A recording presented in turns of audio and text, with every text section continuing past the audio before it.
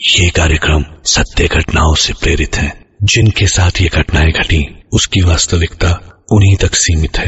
भूत प्रेतों और असामान्य विषयों के होने पर चैनल कोई दावा नहीं करता और न ही प्रोत्साहन करता है। आत्माओं की तो एक अपनी दुनिया होती है, फिर वो क्यों आती हैं हमारी दुनिया में, हमारी जिंदगी में? क्या वो हमारी दुनिया में हम जीते जागते इंसानों को सिर्फ दहशत ज़दा करने आती हैं? आखिर वो कौन सी दुनिया है जहां से वो आती हैं और जहां हमारे लिए सिर्फ नफरत ही नफरत पलती है? या फिर आत्माओं के इस खौफ और नफरत के पीछे कोई मासूम पहलू भी छिपा हो सकता है? अगर हम जीते जागते इंसानों में अच्छे और बुरे दोनों पहलू हैं, तो जाहिर है कि आत्माओं में भी ये दोनों पहलू होने चाहिए। पर क्या वाकई ऐसा है? क्या आज तक किसी ने आत्माओं के मासूम पहलू को भी देखा है? ये सवाल जितना चकित कर देने वाला है, इसका जवाब उतना ही मुश्किल है। मैं डॉक्टर नागर, पेशे से मनोवैज्ञानिक और पैशन से ह्यूमन माइंड का फैन, हर बार आपके पास लेकर आता हूं मुझसे मिले कुछ लोगों की आप बीती, कुछ घटनाएं जिन्हें सुनकर हम सोचने पर मजबूर हो जाते हैं।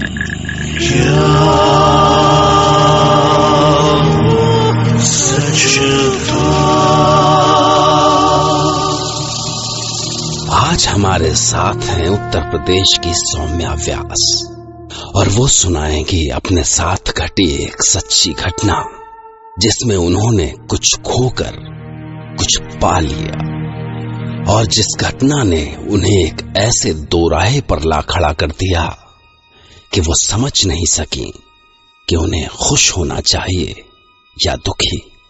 पर आखिरकार वक्त के साथ उन्होंने सच को स्वीकार ही कर लिया। शायद राहुल ब्रिज कॉर्पोरेशन में काम किया करते थे। कई साल पहले उस छोटे से कस्बे में बन रहे एक ब्रिज के सिलसिले में उनका वहां ट्रांसफर हुआ था। बार बार के इन ट्रांसफर से पढ़ाई खराब न हो, इसलिए हमने अपनी बेटी इति को हॉस्टल में डाल रखा था। मैं एक बार फिर से प्रेग्नेंट थी, तो उस छोटे से कस्बे की शांत सी लाइफ बड़ी अच्छी लगती थी। पर प्रेगनेंसी आगे बढ़ी तो मुझे कुछ अजीब सा फील होने लगा।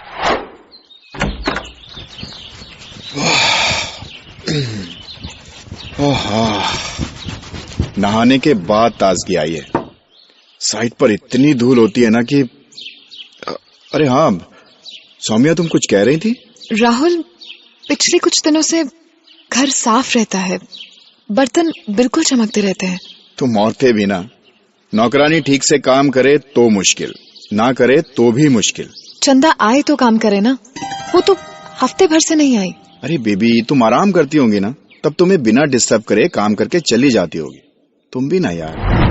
राहुल ने उस समय तो बात टाल दी, पर फिर एक संडे को राहुल कुछ सुन रहे हो? अरे हाँ, चंदा बाथरूम साफ कर रही है। चलो अब खुद देख लो, चंदा साफ कर रही है या कोई और? देखो साफ है ना। ओफो, तो साफ करके चली गई होगी यार। तुम मेरी बात पर विश्वास क्यों नहीं करते? और मैंने कितनी बार राहुल को वो सब दिखाने की कोशिश की, पर यकीन करने की बजाय वो मुझे डॉक्टर के पास ले गए।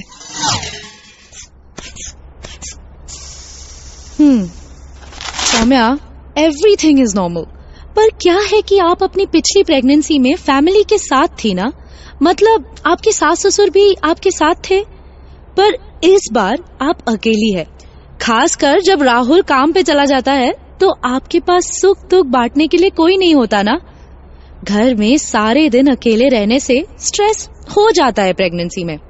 राहुल, आप अपने पेरेंट्स को बुलवा लीजिए जल्दी से, इनका मन बहल जाएगा। I am writing a prescription for her. ये दवाई टाइम पे ले लो, ट्रस्ट मी, सब कुछ ठीक होगा, शी विल बी फाइन। और उन्होंने मुजफ्फरनगर से माँ जी और बाबूजी को बुलवा लिया। बहू, तू चिंता मत ना कर, मैं सारा काम संभाल लूंगी। तू बस मन्ने एक सुंदर सा पोता दे दियो। पर जैसे ही माँ जी ने खाना, बर्तन और सफाई के काम संभाले, मुझे कुछ और ही फील होने लगा। लगता था जैसे जब मैं सोती हूं तो कोई मेरे बदन की मालिश कर रहा है।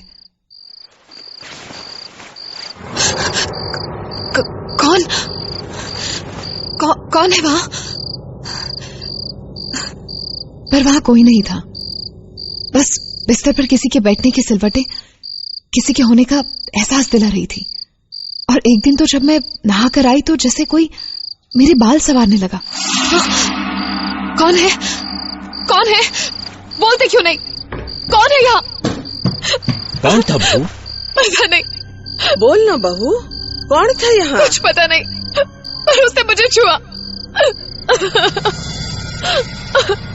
उस दिन के बाद कुछ दिन तो सब शांत रहा, पर एक दिन अचानक मुझे एक आवाज सुनाई दी। दीदी, ए दीदी। कौन है वहां?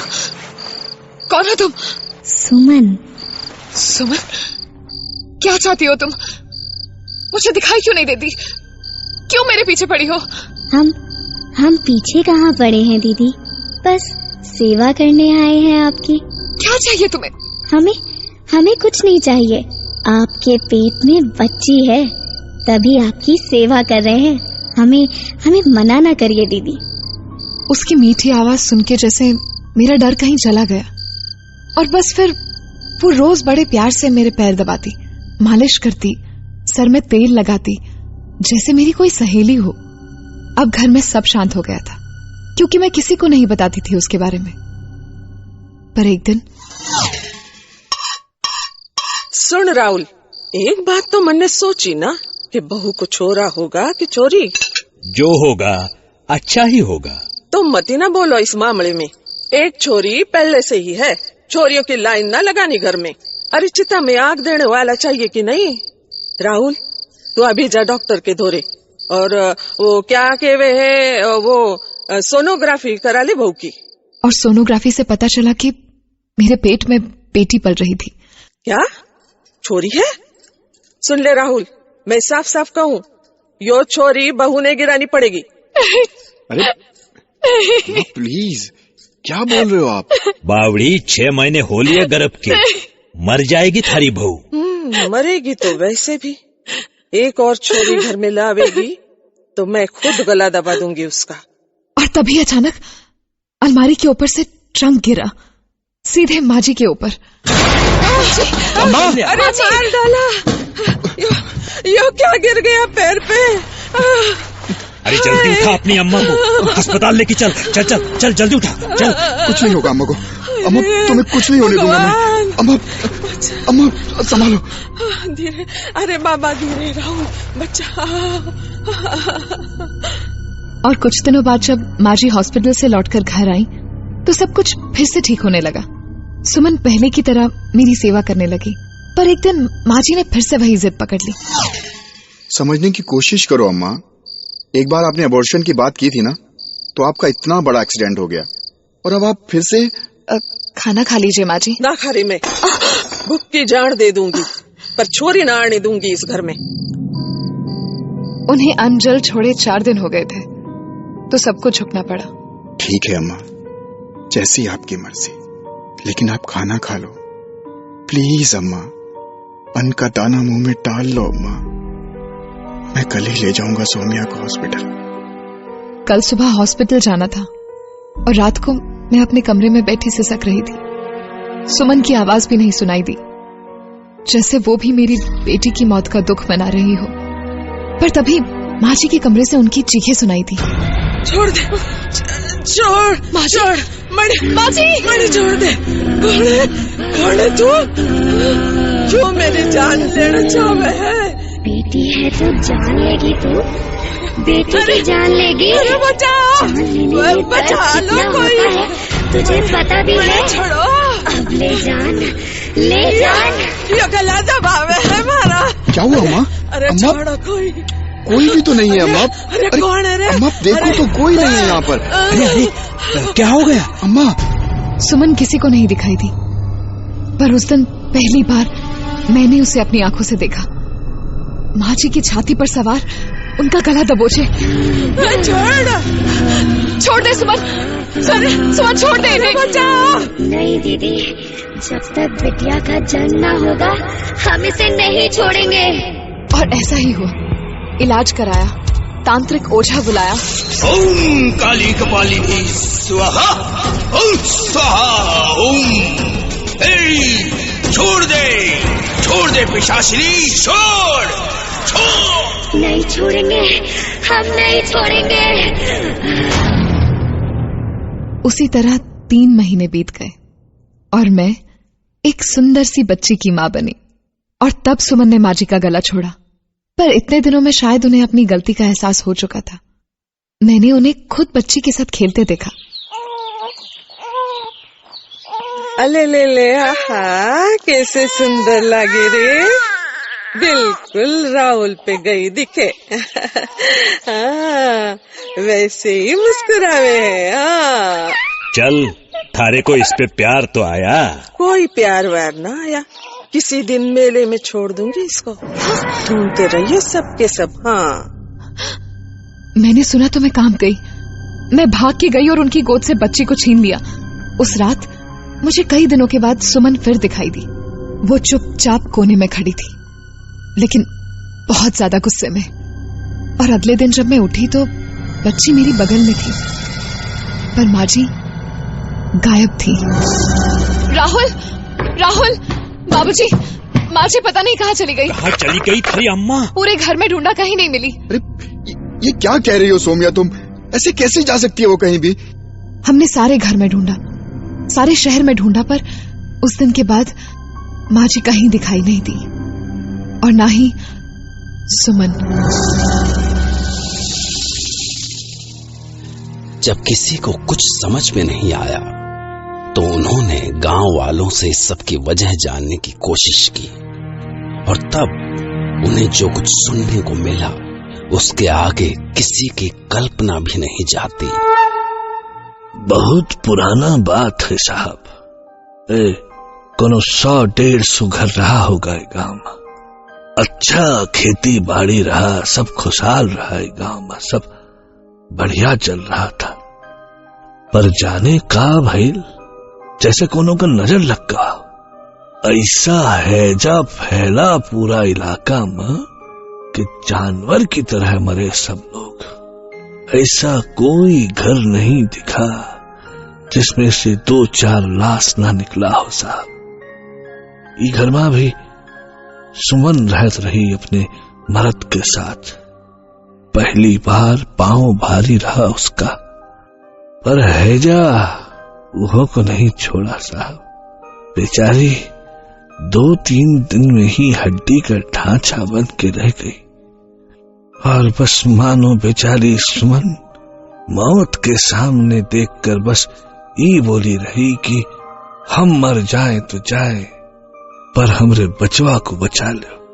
पर वैद हकीम कछु ना कर सके साहब, कछु ना कर सके।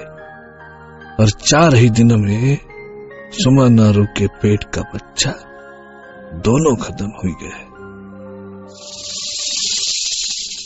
बहुत दर्द भरी कहानी थी सुमन की, पर क्या सुमन की बच्चे के लिए चाह इतनी बड़ी थी कि बरसों बाद जब उस घर में सौम्या गर्भवती हुई तो सुमन की ममता फिर जग उठी, और सुमन की आत्मा सौम्या की बच्ची को बचाने के लिए कुछ भी करने को तैयार हो गई, किसी की जान लेने को भी।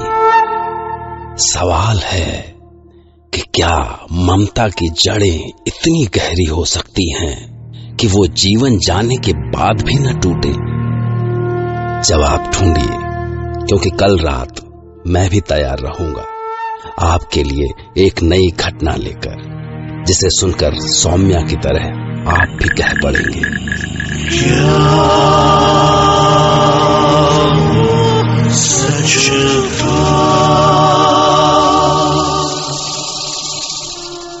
और आखिरी बात, सांसें बहुत कीमती होती हैं, क्योंकि कोई इन्हें कभी भी रोक सकता है। Okay, good night.